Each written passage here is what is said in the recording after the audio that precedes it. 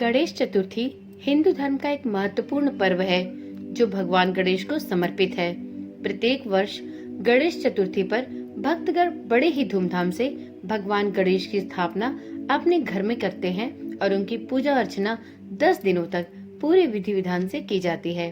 भगवान गणेश एक पूजनीय देवता हैं, जिन्हें ज्ञान, समृद्धि और सौभाग्य से जोड़कर देखा जाता है।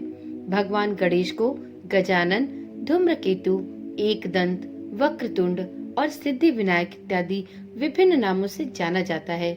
हिंदू पंचांग के अनुसार भाद्रपद मास के शुक्ल पक्ष की चतुर्थी से देश भर में गणेश चतुर्थी का 10 दिवसीय पावन पर्व प्रारंभ हो जाता है। ओम नमः शिवाय, जय श्री कृष्णा। आप सभी का सनातन धर्मसार चैनल पर बहुत बहुत स्वागत है। मित्रों, सबसे पहले तो आप सभी को 10 दिवसीय गणेश चतुर्थी पर्व की अत्यंत हार्दिक शुभकामनाएं। मित्रों, गणेश चतुर्थी का पर्व मुख्य रूप से 10 दिनों तक चलता है। इस दौरान भक्त बप्पा को अपने घर लाते हैं और अनंत चतुर्दशी के दिन बप्पा को विदा किया जाता है। चलिए आज की वीडियो से एक नई श्रृंखला का प्रारंभ करते हैं और गणेश चतुर्थी के 10 दिन 10 कथाओं की श्रृंखला प्रारंभ करते हैं। इस श्रृंखला के माध्यम से आप गणेश चतुर्थी के 10 दिनों तक प्रतिदिन शाम को 7 बजे श्री गणेश भगवान की एक कथा का श्रवण करेंगे। तो प्रतिदिन शाम को 7 बजे इस चैनल पर आकर इस कथा को सुनना ना भूलें। यदि आपने चैनल को अभी तक सब्सक्राइब नहीं किया है तो आप देर न करें, चैनल को अभी ही सब्सक्राइब करें और साथ में नोटिफिकेशन बेल को ऑन कर लें, जिससे जब भी यह कथाएं डाली जाए तो इसकी सूचना आपके पास सबसे पहले पहुंच सके। तो चलिए प्रारंभ करते हैं गणेश चतुर्थी के 10 दिन 10 कथाओं की श्रृंखला की पहली कथा। ओम श्री गणेशाय नमो नमः। प्रत्येक भक्त चाहता है कि वह श्री गणेश जी को प्रसन्न करे और उनकी कृपा का पात्र बने। सच पूछिए तो हमारी और आपकी भी यही इच्छा होती है। इसी वजह से गणेश भगवान की प्रत्येक पूजा में हम उनकी पसंदीदा पूजन सामग्रियों से उनकी पूजा करते हैं। गणेश जी को अर्पित की जाने वाली सभी पूजन सामग्रियों में दुर्वा का एक अत्यंत विशिष्ट स्थान है। ऐसी मान्यता है कि भगवान श्री गणेश जी की षोडशोपचार एवं पंचोपचार पूजन दुर्वा के बिना अधूरी है।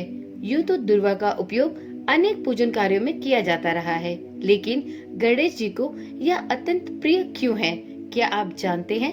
यदि नहीं तो आज की कथा इसी पर आधारित है। तो चलिए सुनते हैं दुर्वा से जुड़ी गणेश भगवान की एक रोचक कथा। दुर्वा, जिसे दूब, घास, कुशा, अमृता, शतपर्वा, अनंता, औषधि इत्यादि नामों से जाना जाता है, श्री गणेश जी को अत्यंत प्रिय है। दुर्वा की उत्पत्ति की कथा समुद्र मंथन से जुड़ी हुई है, जिसके अनुसार जब समुद्र मंथन से अमृत की प्राप्ति हुई तो अमृत को लेकर देवों और दैत्यों में जो उत्पात मचा, उसके कारण अमृत कलश में से अमृत की कुछ बूंदें पृथ्वी पर भी गिर गई। यही बूंदें दुर्वा की उत्पत्ति का कारण बनी। अतः दुर्वा को सिर्फ गणेश पूजन में ही नहीं अपितु सभी पूजा में बहुत ही शुभ और पवित्र माना जाता है। इसके अतिरिक्त गणेश पूजन में दुर्वा का विशेष महत्व क्यों है, इससे जुड़ी हमारे पुराणों में भी एक कथा है जो इस प्रकार है। अनलासुर नामक दैत्य ने जब तीनों लोकों पर अपना आधिपत्य स्थापित करना चाहा तो उसके अत्याचारों से देवता भी त्रस्त होने लगे और पृथ्वी पर मौजूद सभी लोगों पर उस दैत्य का कोप बढ़ गया। उसके कारण चारों तरफ अफरा तफरी मच गई और इस अफरा तफरी को शांत करने के लिए सभी देवता एवं ऋषि मुनि भगवान श्री गणेश की शरण में गए। भक्तों की इस करुण व्यथा को दूर करने हेतु गणेश जी ने अनलासुर के साथ युद्ध किया और उसे निगल लिया। अनलासुर को निगल जाने पर गणेश जी का शरीर अग्नि के समान तपने लगा और उनके पेट में बहुत जोर की जलन होने लगी। इस जलन को शांत करने के कई उपाय किए गए, किंतु किसी से भी भगवान श्री गणेश को लाभ नहीं पहुंचा। तब महर्षि कश्यप जी ने गणेश जी को दुर्वा खाने को दिया। दुर्वा में 21 गांठ लगाकर गणेश जी ने जब दुर्वा का सेवन किया तो उसके खाने मात्र से उनके पेट की जलन शांत हो गई। गणपति जी इससे बहुत प्रसन्न हुए और उन्होंने दुर्वा को अपने लिए एक महत्वपूर्ण वस्तु के रूप में स्वीकार कर लिया। तभी से गणेश भगवान से जुड़े सभी पर्व एवं व्रतों में गणेश भगवान को दुर्वा चढ़ाने की परंपरा चली आ रही है और दुर्वा का उपयोग करना गणेश भगवान की पूजा के लिए नितांत आवश्यक माना जाता है।